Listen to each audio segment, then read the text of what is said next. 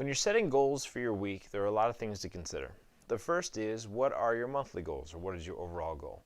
Relate back to those and then break down to several categories about what you think it's going to take you to be able to reach those overall larger goals. This is an opportunity to take your week and just break things down a little bit more. You want to consider the scope of what you can include in your goals. So sometimes we can get kind of stuck on one particular area, but remember, you can focus on literally any area that will help you get closer to your goals, and you have to think about the totality of what fitness entails. Three main areas that we think about are your exercise goals, your nutrition goals, and your mental health goals. Exercise goals could be things like trying to hit your cardio or trying to make sure you hit a certain amount of workouts per week, or maybe you're focusing on your flexibility, like doing certain amounts of flexibility at home or getting involved with a yoga class, or simply standing up from your desk to stretch for 10 to 15 minutes every hour or two. You could also be thinking about your posture gently throughout the day, or any of these could be things that you think about. With nutrition goals, you want to think about things like, how much am I going to track my food? Or am I going to experiment with trying to find new foods at a restaurant that I enjoy that I know are healthier for me?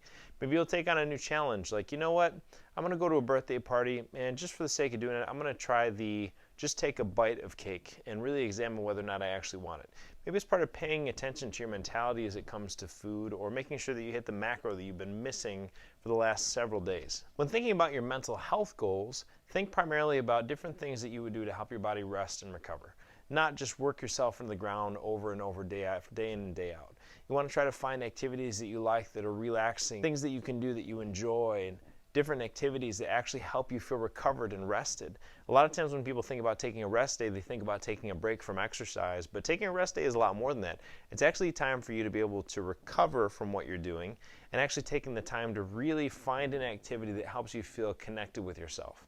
Maybe for you, you're the kind of person that likes to draw or to paint or to write. Maybe you like to take a walk outside. Maybe for you, it's getting together with friends to have a really nice cup of coffee and a great conversation.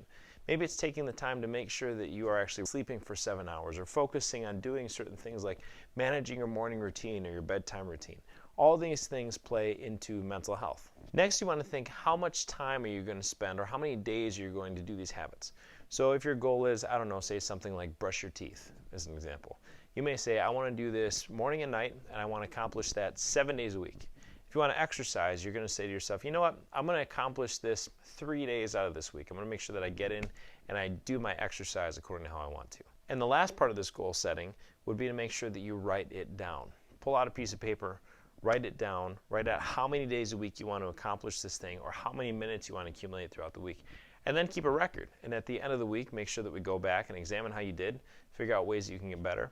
What you'll end up finding is that over the course of challenging yourself with fitness, you'll master some areas, you'll decide that some areas are not worth your time, and you'll ultimately find that your goals will start to shift over time as you continue to write them down and re-examine. So think of this as a continuing process, and it's a way to gently work on becoming a healthier version of you.